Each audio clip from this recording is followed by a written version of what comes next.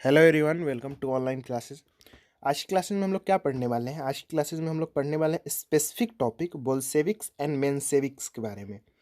इससे previous classes में हम लोगों ने क्या पढ़ा था? हमने देखा था कि कैसे सोशलिज्म की जो आइडियोलॉजी है वो रशिया में इवॉल्व हो रही थी और उसके आधार पे अलग अलग पार्टीज बन रही थी, जिसमें हमने एक मेजर पार्टी, एक सबसे बड़ी पार्टी देखी अर्बन एरियाज में। कौन सी पार्टी बनी थी?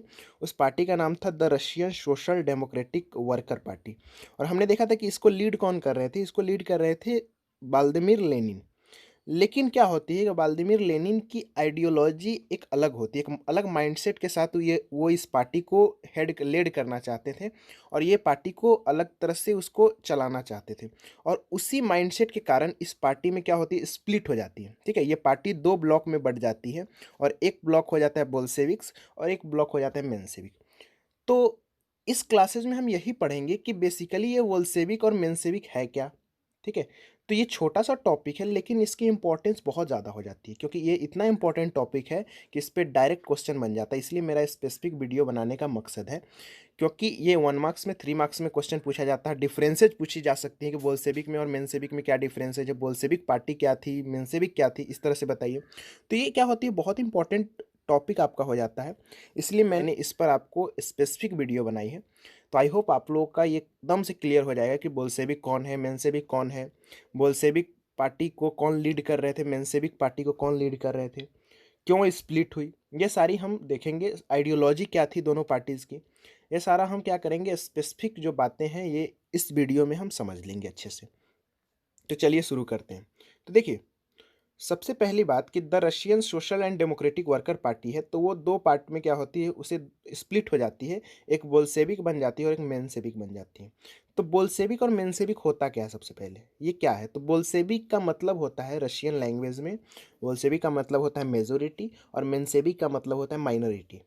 अब आप लोगों को अच्छे से क्लियर हो गया कि एक जो मेजोरिटी ब्लॉक है जो Russian social democratic worker party का, वो कौन सी है? वो बोल्शेविक पार्टी के अंडर में आएगी। और जो एक तरह से माइनॉरिटी है, या जो एक तरह से माइनॉरिटी ब्लॉक है, वो कौन है? मेंशेविक से। ठीक है, कभी कभी ये इसमें डिफर भी हो सकता था, मतलब कभी मेंशेविक की मेजोरिटी आ जाती थी, लेकिन ज़्यादातर जो समय था अल्टीमेटली जीत होती है किसकी? तो बोल्शेविक्स की होती है।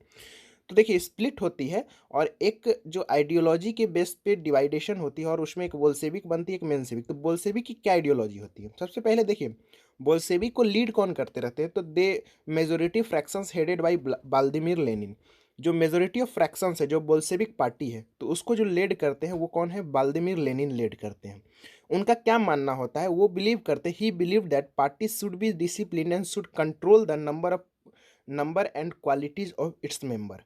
ठीक है, इनका ऐसा मानना होता है कि देखिए, पार्टी सबसे पहले तो डिसिप्लिन होना चाहिए और किसी को भी आप क्या करो, पार्टी में नहीं लेना है जो उस योग्य है, जो उस लायक है, जिसमें इफिशियंसी है। ठीक है, वैसे ही मेंबर, क्वालिटी ऑफ मेंबर होना चाहिए। ऐसे नहीं कि किसी को भी चलो अपने पार्टी में शामिल कर लेते हैं, उसको मेंबर बना लेते हैं पार्टी का। क्या होना चाहिए कि एक क्वालिटी ऑफ मेंबर होना चाहिए, जिससे हम पार्टी में क्या करेंगे, उसे ही हम पार्टी में ज्वाइन करेंगे। तो इस तरह से इनकी सोच थी। ये बेसिकली है व्लादिमीर लेनिन, ये पिक्चर आप देख रहे हैं।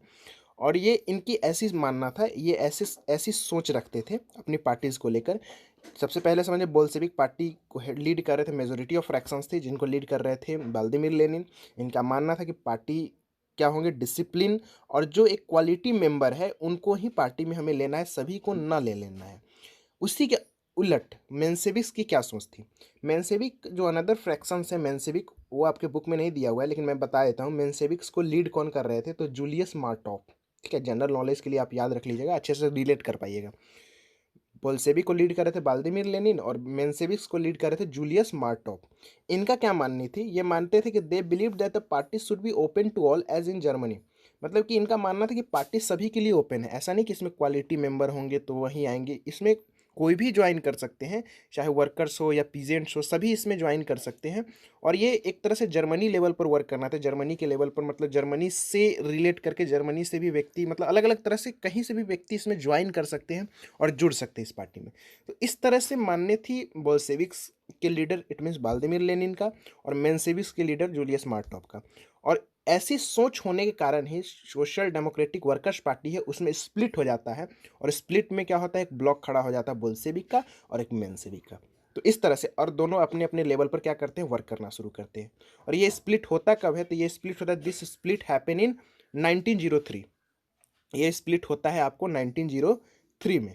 अभी देखिए ये स्प्लिट होता है तो अभी देखिएगा दो ब्लॉक हो गया है, लेकिन अल्टीमेटली जो कि एक मेजोरिटी ऑफ फ्रैक्शन से वो लीड कौन कर रहे हैं, व्लादिमीर लेनिन। और जितनी भी रेवोल्यूशन होगी रशिया में उसमें एक इम्पॉर्टेंट रोल प्ले करेगी वो पार्टी होगी बोल्शेविक, और वो किसके अंडर में, व्लादिमीर लेनिन की। नेक्स्ट क्लासेज में जो फर्स्ट रेवोल्यूशन हुआ था रशिया में 1905 में, उसे हम समझेंगे, उसके पूरे बैकग्राउंड को समझेंगे, कैसे 1905 का रेवोल्यूशन इवॉल्व हुआ, कैसे हुआ रशिया में, उसका हम पूरा एक बैकग्राउंड समझेंगे नेक्स्ट क्लासेज में, ठीक है।